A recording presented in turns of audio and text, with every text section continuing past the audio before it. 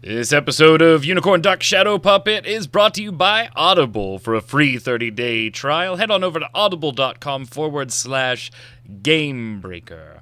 While you're there, you'll also get a free book, so yeah, enjoy. GameBreaker TV.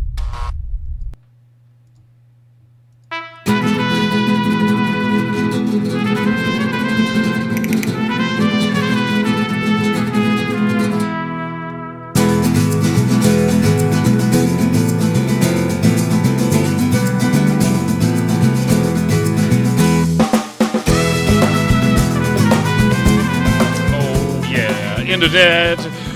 Welcome to Unicornduck Shadow Puppet, the WildStar show, episode 43 for April 16th, 2014. You're watching GameBreaker TV. I'm Mike Byrne, and today, PAX. I mean, come on.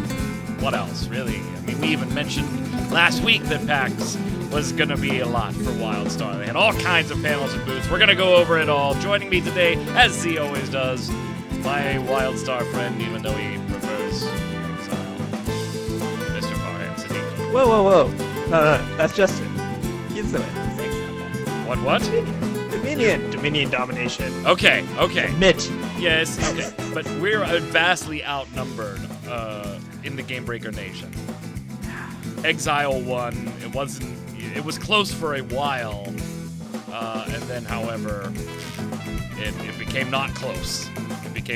So I think it's going to be you and I, and we're going to have to find like 18 people to raid with us, because everybody will be on the Exile side. But that's all right. We'll make do.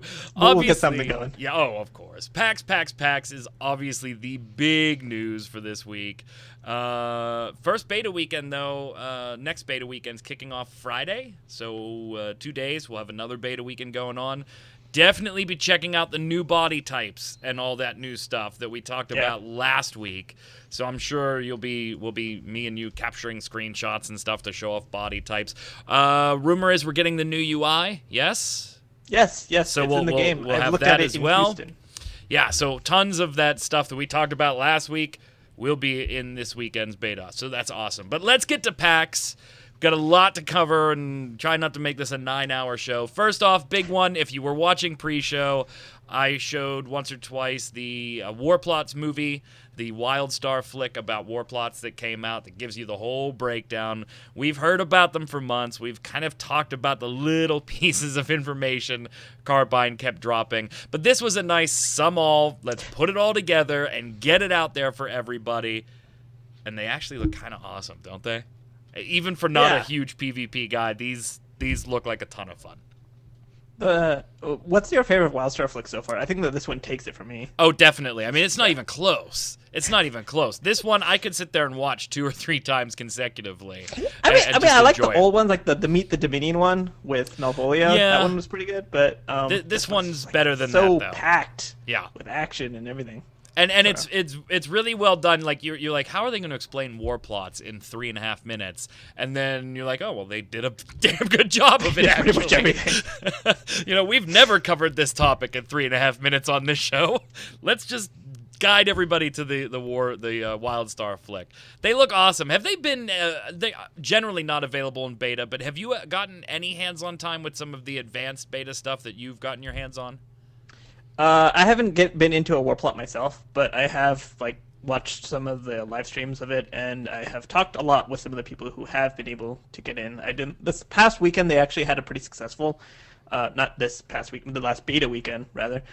They had a pretty successful war plot run, which was nice because up till that point, whenever they were testing it, they tended to crash the server quite a bit. But so it was good that they actually got a successful one that went from beginning to completion. They ended it with a victory condition. So, props to Carbine for getting it to that point. But hopefully this next weekend actually has some of the changes that, they've been sort of bouncing around and getting ready. It seems like definitely just, I was a little bit worried early on, just hearing some of the feedback, just okay, it sounds really, really grindy. It sounds like a lot of the plugs aren't really doing much and stuff. But seeing some of the changes that they had in for the last beta weekend, and, that they have planned, that they've said that they're going to be going in with upcoming builds. I don't know if they're in this current build that we're going to be able to play this weekend, but what they have said on the forums that they're planning on changing, it sounds like, okay, this is a good trajectory on where they're going with the build. And I think war plots will actually end up like maybe at launch it might not be like perfect, but I mean you probably aren't going to be able to get a war plot running right at launch. Maybe Right. like a month in you'll have 80 people ready to go. Well, maybe a little bit earlier, but who knows? I think pretty soon after launch, guilds the that are war plots will gonna be... do it. There are guilds but that you are have to have gonna two. do it, and we're You have to gonna have two yeah, we're on gonna the talk same- about that later when we get to the raid stuff. There's no, well, this is gonna take weeks. Bullshit. MMO players will find a way to make it take 2.5 days. Just look at Elder Scrolls. Oh, it's gonna take forever to get to. Oh shit, somebody did it in 24 hours. Well, okay. It's gonna happen in WildStar now, and let me ask difference this with war though. plots I'm is you more can't fill interested. in. I'm more like, with interested low in beat. war plots. And I'm Yeah. not generally a PvP guy, but this really intrigues me, even more so than like the battlegrounds and the arenas and the smaller scale stuff that we've talked about the last few weeks. I'm actually eager to jump into this, and knowing that it's 40 on 40, it kind of gives me a little, okay, I don't have to be as good at this, right? To at least You contribute. be a cog in the machine. Right, I can be a cog in the 40-man machine rather than the, oh shit, there's 4 of us and we all share the same life pool. These people are going to hate me when we're done. I think like this is going to be more my cup of tea. I'm really looking forward to this. You are PvP all over the board. You got to pick one. War plots or the other stuff. Which are you going for? I mean, I'll definitely play war plots, but I think I'd prefer arenas to battlegrounds. Yeah, Oh, okay. Well, you're wrong. So, no, I mean, I'll I'm enjoy kidding. them, but it's just like Yeah. I can't see that being like the thing that I do all the time because you need so many people to do it. PvP for me is like the thing I do between my raids, and I get pretty into it. Like I play it hardcore. It's not like I just like play it really casually when I do the PvP, but it is something that when you can. If I only have 2 or 3 friends that I want to play with at the time, then arenas is like a really nice place to go to. So. I'm happy Chat with it. War plots actually- should be really fun. Maybe it'll actually end up being like the thing if it's amazingly Conrez fun and actually awesome. puts this exactly the way I'm thinking about it in my head. They also like the concept. I think my derpiness can be diluted by good players, and that's exactly the way that this is playing out in my head with 40 on 40. Now, yeah, you need 40, but it doesn't have to be 40 people right? We got the whole Merc system so that we can fill in the gaps with other players, right? Yeah, definitely. You can be a mercenary. So what it sounded like from not like a panel, but there was like a little bit with Jen Gordy when she was being interviewed by one of the Twitch people. I think it was DJ Wheat. But anyway, so she was being interviewed by him about war plots, and she said that if you were not associated with a war party, you can mercenary up. And that sort of was like worried me. It's like, wait, so if I'm just a member of a war party, I can't mercenary for someone else like in our off time or something? So I'm not really sure where that lands at the moment. I hope that you would be able to mercenary even if you're part of a war party. You don't have to like leave and join and do all that kind of thing. But at the very least, even if you aren't associated with a war party, you can get into war plots. You'll have a personal rating that they try to, match you up with people of equivalent skills so that, you aren't just in the middle of a super, super organized elite squad and you're just like sort of bumbling around in the middle of them. Or, on the other hand, you're like super hardcore and serious and then you end up in a war plot with like, candy rainbows going over. I do not want a team of 40 of me. We would never get anything done. That would be awful. Please put me with the group that's going to yell at me for just wandering off on my own because they know what they're doing. I'm fine with that. Don't put me with 39 more of me. It's going to be a long day on the war plot. And we've seen like large-scale PvP like this before. We're not claiming that 40v40 is, this is so new and creative. We've seen larger-scale PvP like this. But there's something really cool about the plugins, the resources, the different ways you can win, the ability to go grab a raid boss that you and your guild have downed and bring that bad boy into the PvP to go squish your foes. We've never really seen anything quite like war plots, and I swear I'm gonna sell that beagle. I'm gonna sell her. I'm selling a beagle to anybody watching WildStar right now. free to good home. It's really into WildStar. The Beagle loves war plots. She's so excited about it. But yeah, we've never really seen anything that puts all this together. And it's just, and I'm watching chat, even people that are just like, hey, I'm not generally a PvP person, but I really want to try this. You couldn't really ask for a better marketing tool here.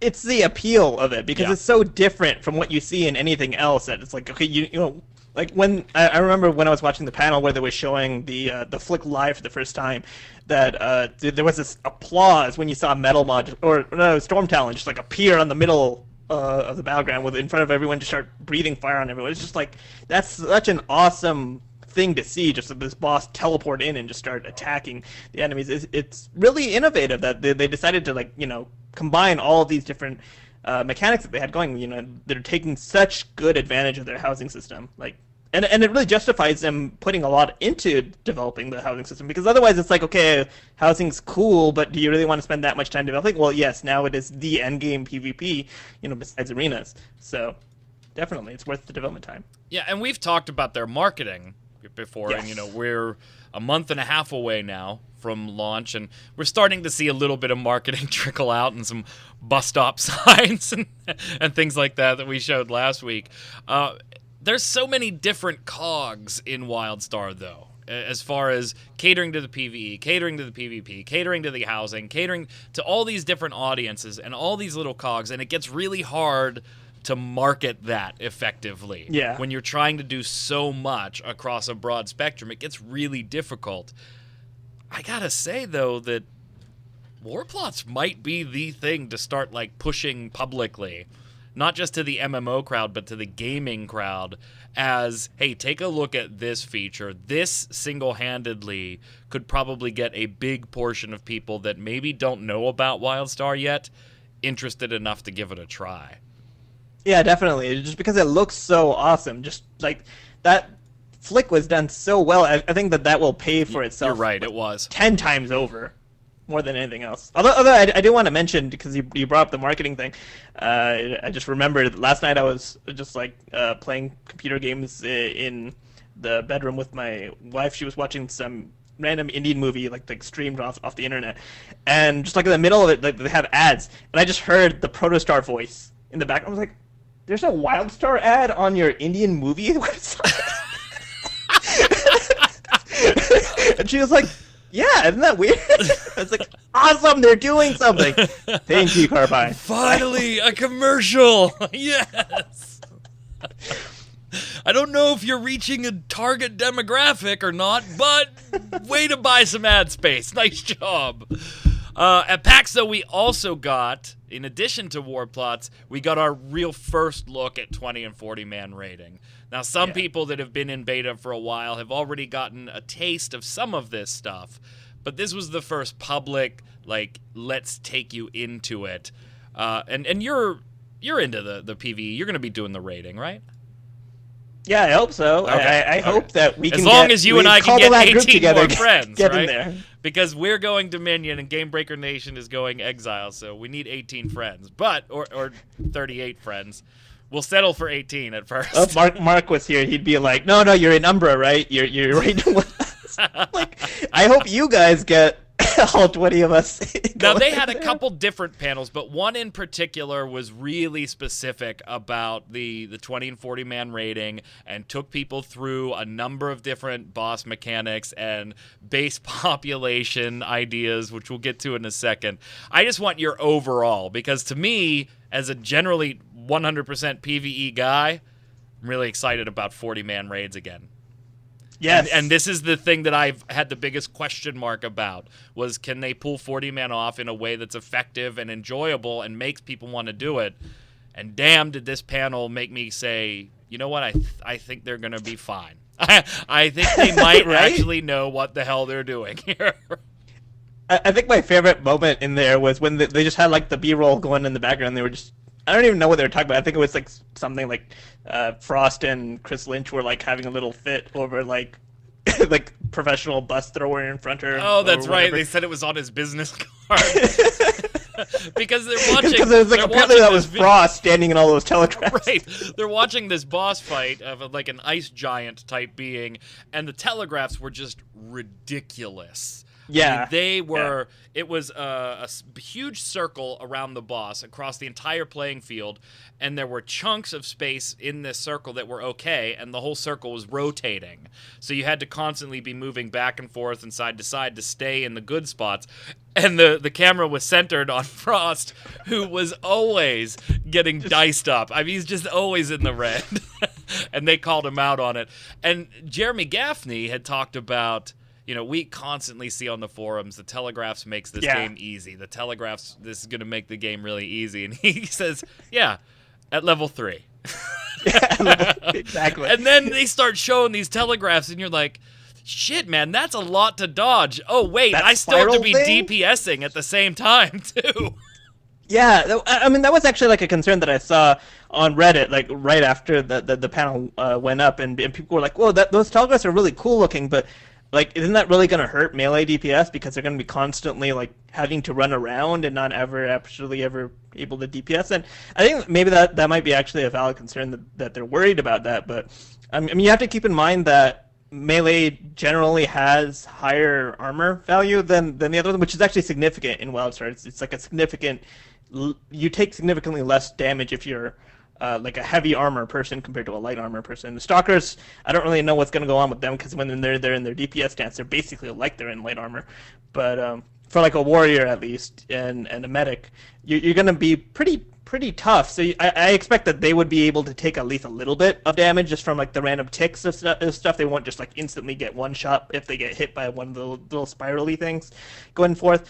For that ice boss, when it's this is like sort of sad. I was actually like pausing the video trying to figure out what the strategy should be for that boss, like when you're doing the spinny thing. And then I was like, okay, well, it's radially rotating, so if you're closer in, comes out. you don't have to run as fast around. So if you're melee and you're like right there, you don't actually have to run as far to just stay inside of the thing. Whereas if you're farther out, then you have to actually go back and forth because there's no way you're going to be able to run as fast as the thing. So. Yeah, I'm sure that they'll figure out something for melee people. And it's not like ranged people don't have to worry about telegraphs at all. They do. So. What about the smoke? And I'm gonna pull up the footage here and kind of show boss, it here. Yeah, the like smoke spirals? rings that I'm jump ahead in the footage. I was wondering about that too because I was like, okay, well, how could you actually DPS while you're running back and forth trying to do that thing? And maybe the answer is that you're not supposed to, because I did notice that they have like a little bubble thing around the boss, so maybe he's like immune to damage during that phase. It's like just a phase of running around trying not to die, basically, or something like that. There is an interesting bit, like just in terms of the do we want to talk about specific mechanics that we've seen in go in for raids? it. Okay, so this is just awesome shit. I was in one of the impressed earlier with this. parts. In the B-roll where they showed the genetic archives, I know that there's a boss called Correlacted Defiler, and she's actually a really interesting boss because when you enter her room, she's like just like hidden somewhere in the room. You have to actually find her, so the raid just spreads out all across the room where there's telegraphs going on, trying to find her because she's stealthed. And then once you do, then you engage, you collapse in on it. But like the interesting mechanic in that boss fight is that occasionally she'll turn a raid member into an egg. And that's like pretty normal in different raids. You have like boss mechanics where they like entrap somebody and so everyone has to free them. But instead of DPSing the egg or whatever to break it down, you actually have to use a crowd control on it. You have to use a stun or a disorient or some sort of CC ability on the egg, and that instantly breaks it. But there's like a mechanic where you can only do that once. So you have to have, if you try to do it twice, like you get a debuff after you've done it once and you just instantly die. So you actually have to organize, okay, who is going to do the CCing on who kind of thing, so that you don't waste all your CC, or you have like one person who has to do multiple ones and they ends up dying, something like that. So there's all these like really, really interesting mechanics that they're putting into the game that, they can do because of the telegraphs. Yeah, and it's not just mechanics for the actual boss fights, too. At the panel, they were talking about how the room, in a lot of cases, is trying to kill you. Not just the boss, but and they showed, and I'm jumping around in some of the footage here. Like, this room in particular, there's no real boss in this room. It's just the challenge is to get 20 or 40 people through this room while the overseer creates this awesome the caretaker VR part. thing. Yeah, the caretaker. Sorry, part. I'm like behind on the Twitch delay, so yeah, and it doesn't help that I'm jumping all around just to hit some of the things we're talking about. That part was cool too because I actually figured out I think how that boss fight works. Just in a for little bit crying out loud, Farhan! No. I mean, like if you watch the footage, like the character runs up to this big blue thing, and then they get this blue glowiness on their feet, and that lets them super jump. So I think it's like, okay, you have to go and refresh a super jump buff so that you can jump over the lasers. Here's the cloud stuff we were talking about. That part, yeah. The cloud thing's pretty neat. There's a part in there where they have like grapple hooks. Yeah, that's what I'm showing right now. That was like, wow, that seems really neat because you're just like grappling from one platform to another. I mean, who knows what's actually going on in that room when the encounter actually starts. It seemed like that's like the prep part that what they're showing there, like everyone's just sort of getting ready to do the boss fight. Yeah, and this boss fight they talked about, it was kind of a tug of war because the room is being corrupted while the fight is going on. And so as the players get further in the fight, the corruption falls out of the room and the boss retreats further and further into the room in each phase. But they said it was like a tug of war. As the boss retreats further and further, it gets stronger and stronger and stronger and stronger until you can't do it anymore. So it starts pushing forward again, but becomes weaker and weaker as it pushes forward. So, yeah, and there's the corruption going away. I mean, I was so impressed by this stuff. And again, sure, have we seen a lot of these types of mechanics, or at least some games trying to emulate these types of things? Sure. But in conjunction with the telegraph system and then some of the other things WildStar is trying to do, I really am super, super positive about 20 and 40 man rating, where until now, that's been my biggest question mark on if it was going to succeed in game. The one phrase that I did like that they used was, aren't telegraphs training wheels? And they said, yes, training wheels that will melt your face. The tricycle of death. Yeah. So all in all, I mean, I absolutely loved the raid content they showed. And it was really nice to see. And we've seen some of this in 5-man dungeons too, right? I mean, on a lesser scale, of course. Definitely. Some of the boss mechanics that you see there, like the whole environmental room mechanic, that idea is in what's the name of the Skullcano, the Skullcano dungeon. There's a part where there's like 2 different routes depending on what you get when you get the dungeon. You might have to go through like the left route or the right route, and there's like just because you're running through a volcano, and so there's like fire hazards all over the place. So that encounter challenge or whatever, it just specifically has to do with getting through alive. It's not actually like a boss fight, but it's definitely an encounter in the sense that it is something that you have to complete as a group trying to get across this thing. That one, is probably a lot simpler, obviously, than the raid version of it will be.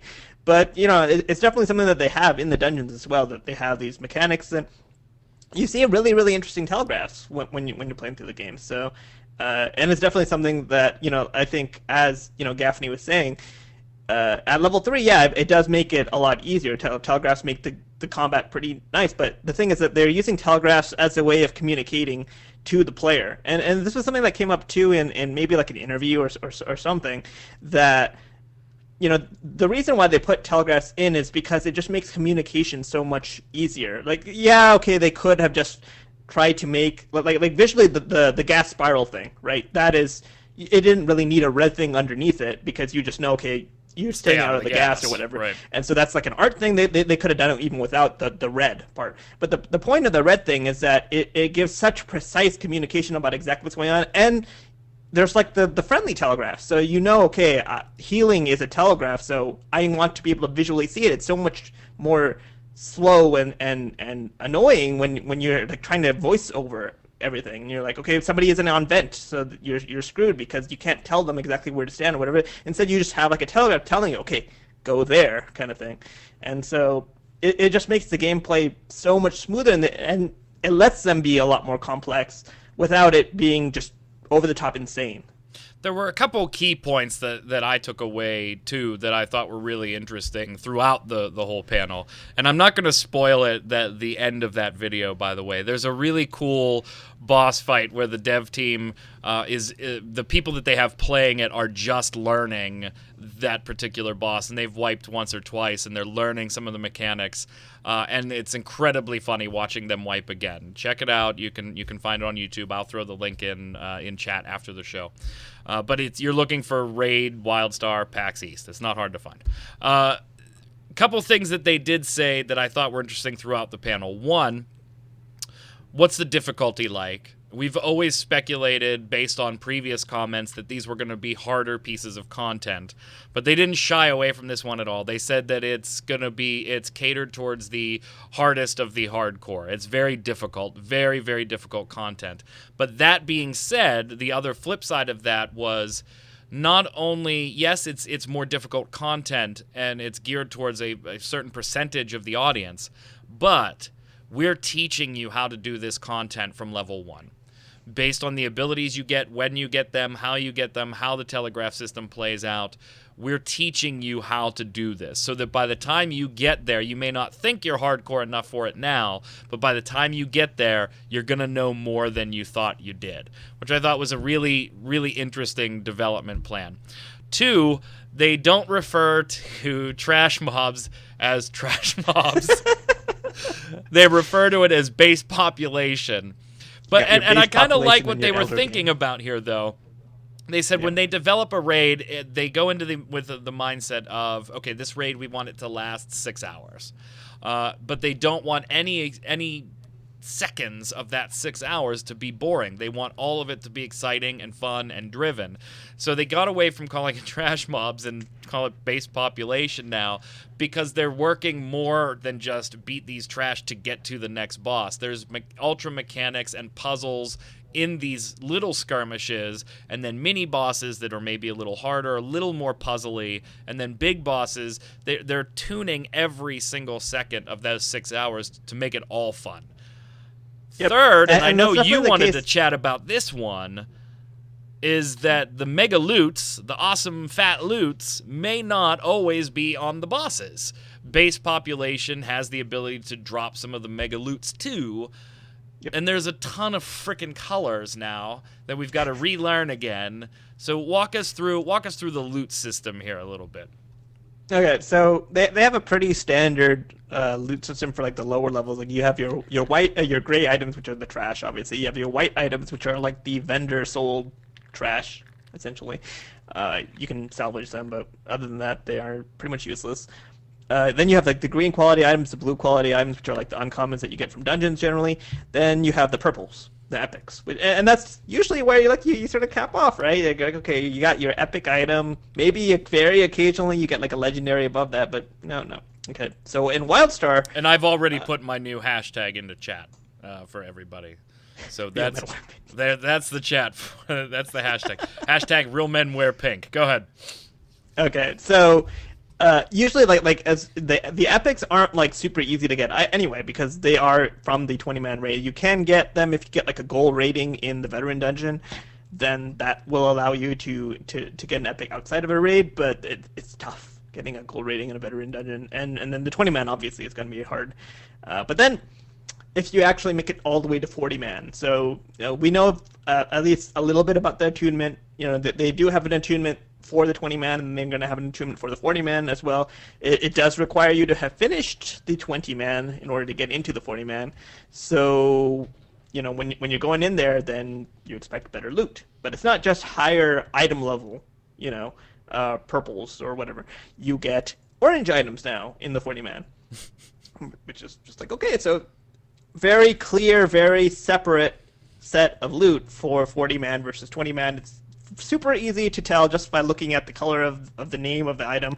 Okay, this is a 40-man raider, or okay, this is a 20-man, and that was something that like sort of was like worrying me a little bit for the PvP side of things, just because PvP stops at purple, and so it's like, okay, well, what about the orange items? Technically, the orange items are higher in stat itemization, but because of the lack of PvP stats, it won't be like optimal in PvP. So that's I think the case. Somebody said in like a tweet that they asked about legendaries in PvP eventually, and they said maybe eventually there'll be legendaries in PvP, but for now they're only in 40%. Now the big stuff, right? So occasionally, if you're lucky and you do the hardest 40-man content, you get the pink items. Yeah, pink items, which are like the artifact. Is that what they're called? Yeah, artifact. Super legendary weapons that they have. Hashtag. And they have real men wear pink. Real men wear pink. And real ladies wear pink too. Fake ladies and fake men don't wear pink. Now, did you know about the imbuement system? I did not. I did not. You didn't. Yeah. So this is something that they've actually started testing like several months back in beta. That they just were like, okay, we want to see what people's feedback is on this mechanic. And so like early on, like at the very like a level 6 or so, there was like a quest that gave a weapon and had an imbuement on it.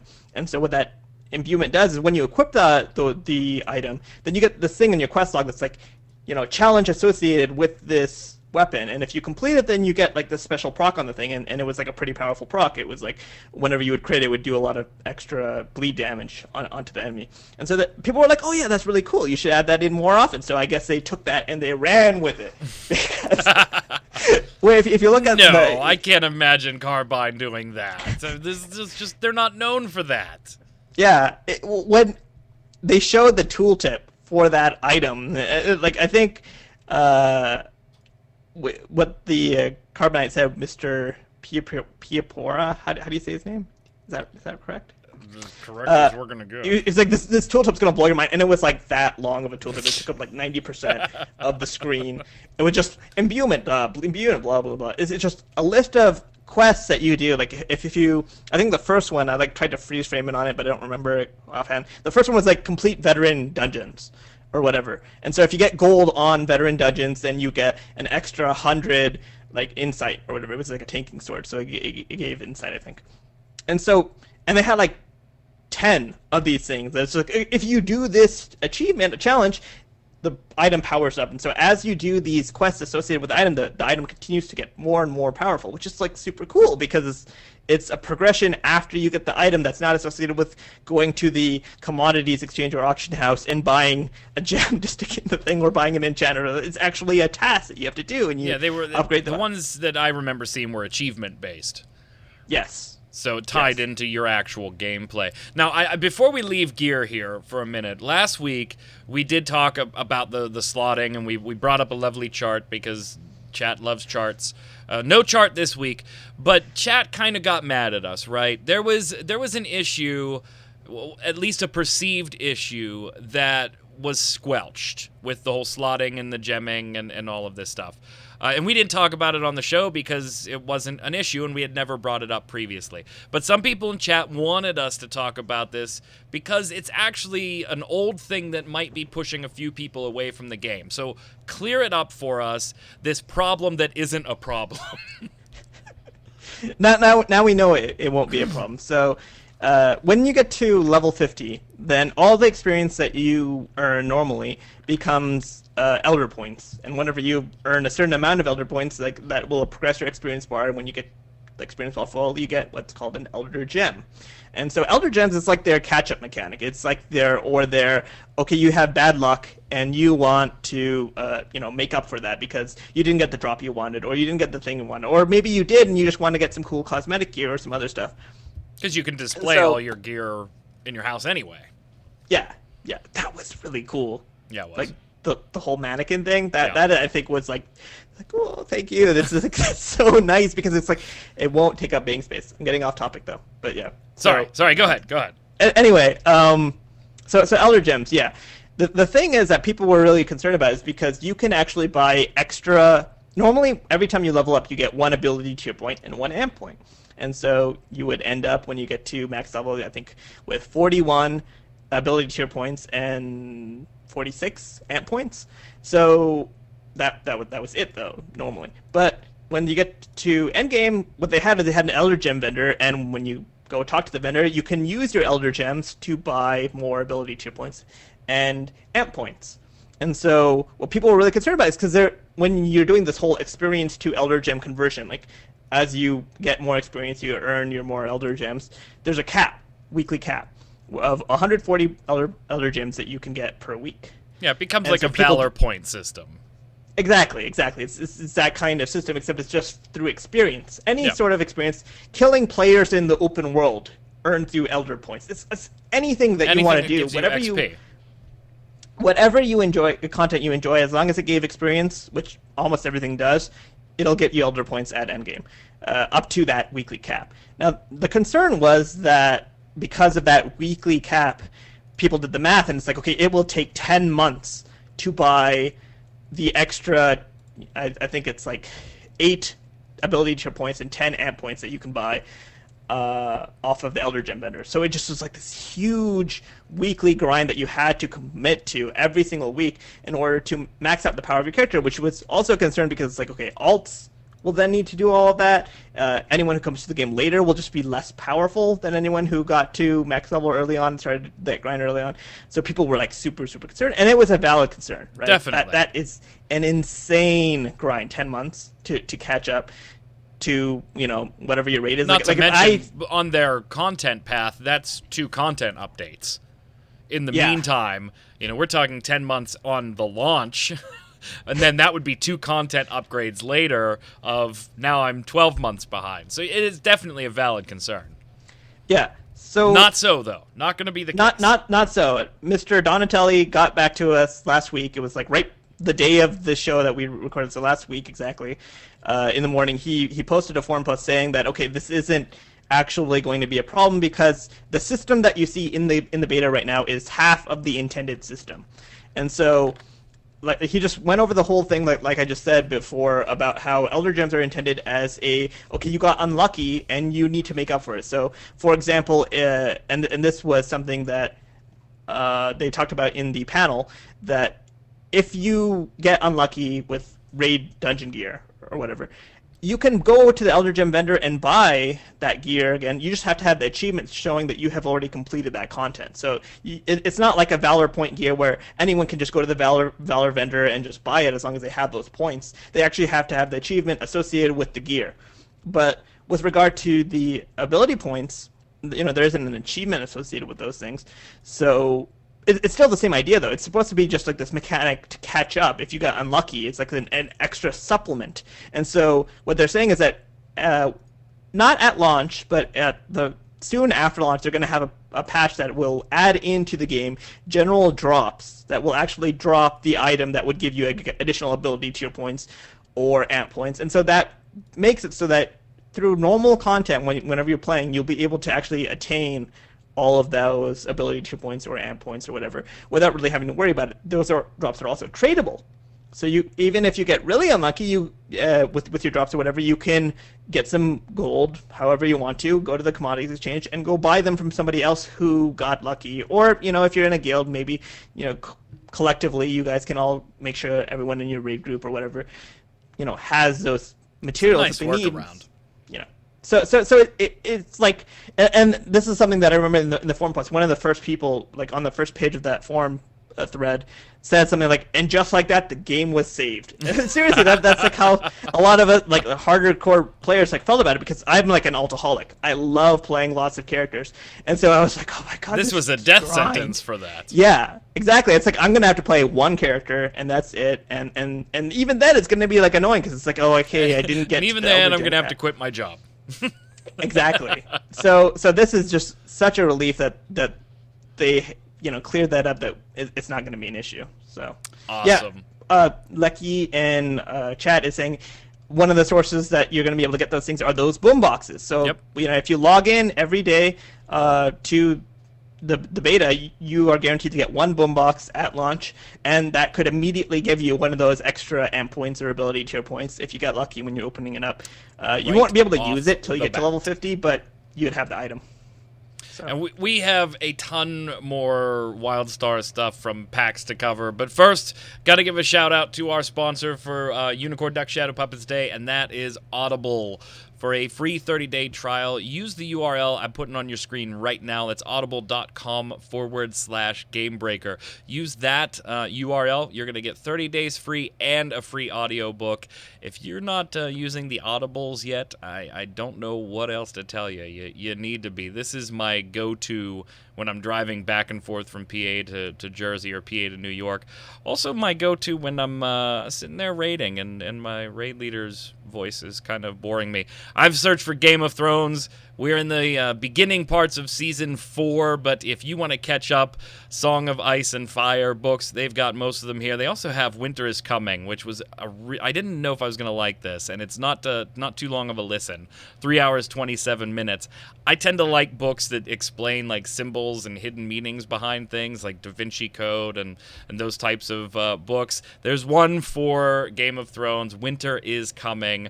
Great little book, almost 4 hours, 3.5 hours. You'll be done with it. Let's take a little listen here. Chapter 1. You know nothing, Jon Snow. The real conflict of fire and ice. Game of Thrones has an awful lot of conflicts. However, none of the characters are managing to put the pieces together. The books are called The Song of Ice and Fire. Ice versus fire might be more accurate. A few things are clear, barring further revelations. The White Walkers are the real threat. Daenerys Targaryen is meant by her birth to destroy them with her fire and dragons as the realm's true protector. I love these types of books that start getting into like what the author might have meant and the different symbols.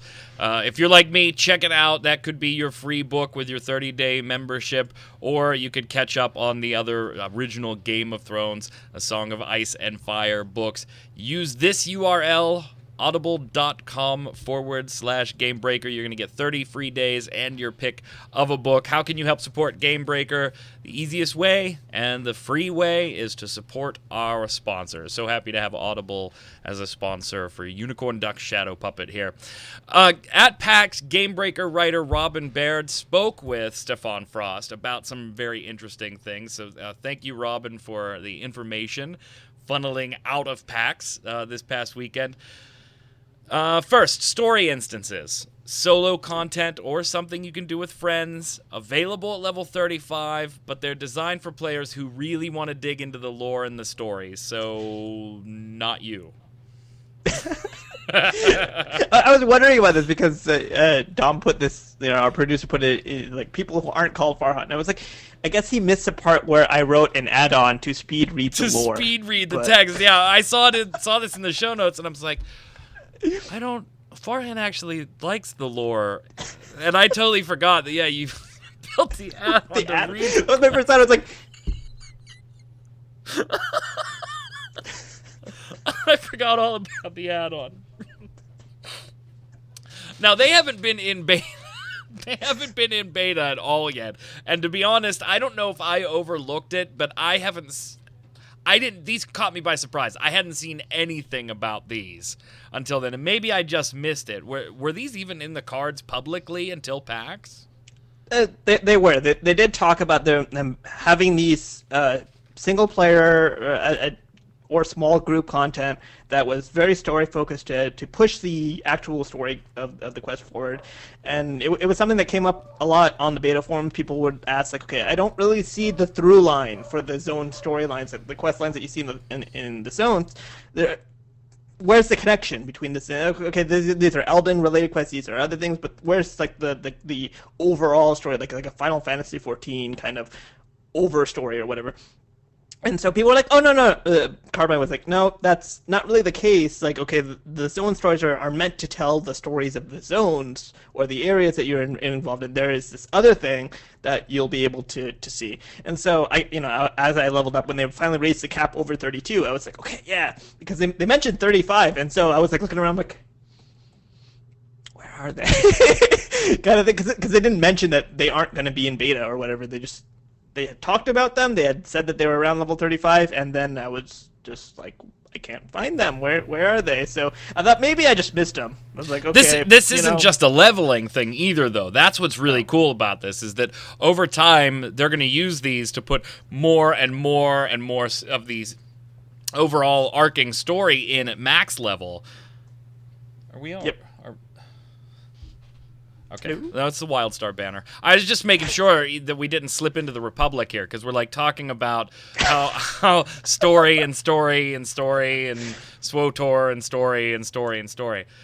So Carbine's focusing first off to make sure that they have a strong backlog of content for quick updates after launch. That's another big thing that MMO gamers tend to like. Right?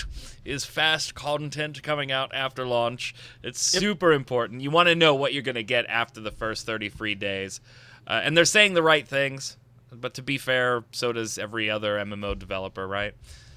One of the things that I didn't actually see anything about yet from the PAX coverage of the story instances, and maybe just no one else asked about it yet, but like in terms of itemization, I remember that like way back in the day, back when I wrote like that little circuit board crafting calculator and everything just to figure out how items worked. They had mentioned that there was going to be this progression of they were trying to figure out how to make item progression for solo players, like for small content players, like to sort of parallel the PvP progression. Okay, you're getting more and more PvP gear as you get your rating up, and the raiders kind of thing, and how to separate that out, what they would do.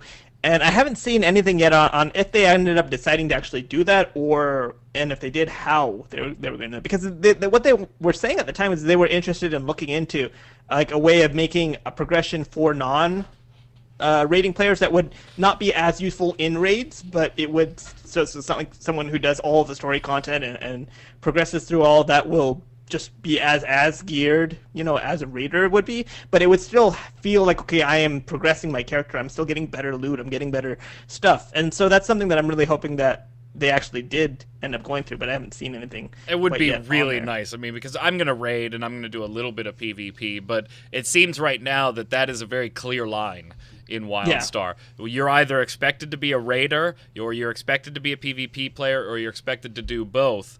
Where some of the other MMOs have sidebar things where if that's just not your thing, we'll come and do crafting, and which obviously this game has crafting, but it reaches an end point very quickly once you get up there.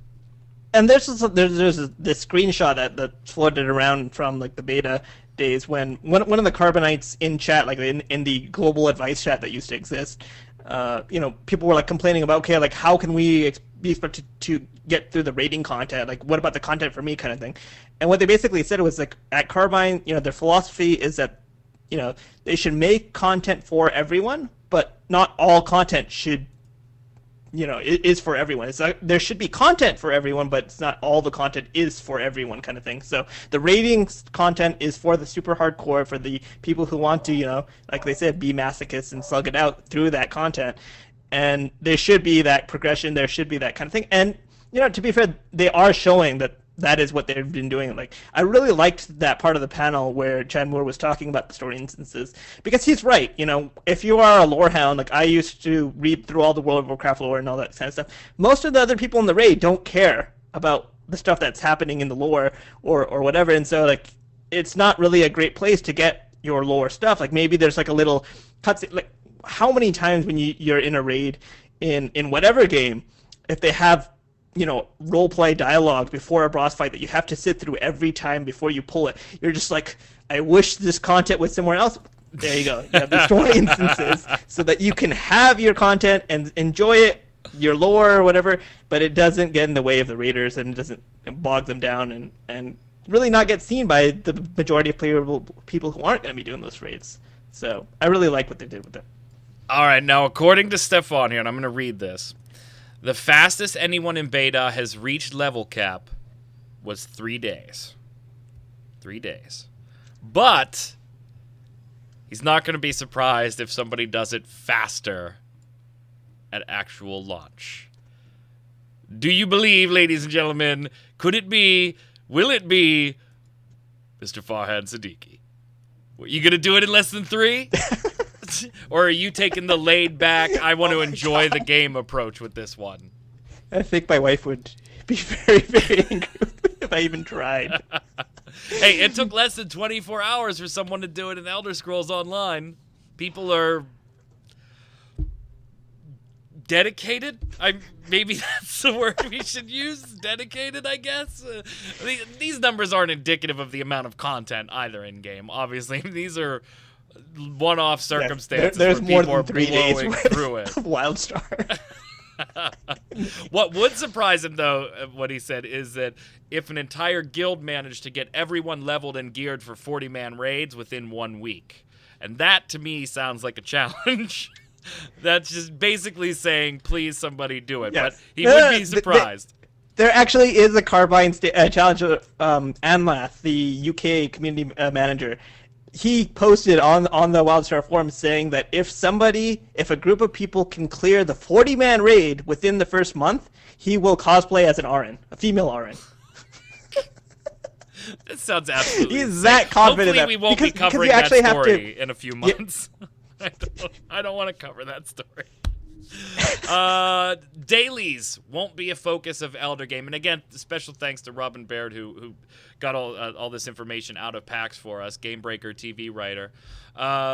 They will exist, the dailies, but events and being out in the world are the primary focus from Carbine, which I don't know about you, but that's very sad news for WildStar fans everywhere because dailies are just the greatest.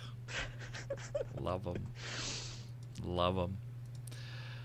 Mr. Farhan Siddiqui. You can follow him at Unindel, UNINDEL on the Twitters. Chad is telling you to update your website.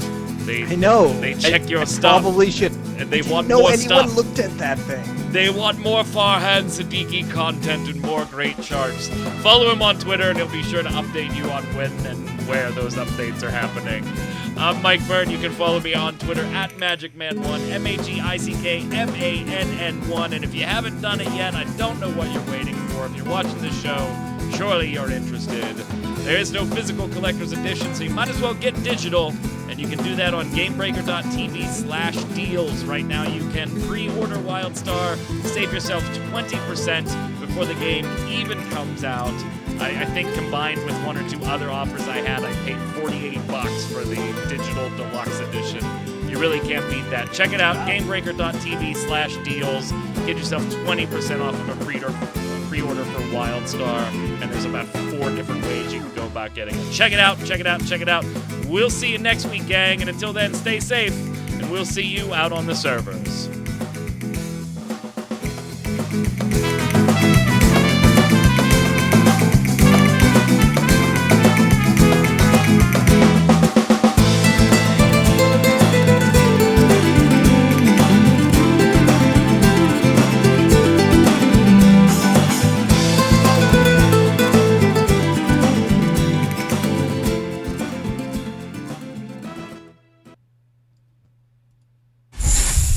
GameBreaker TV.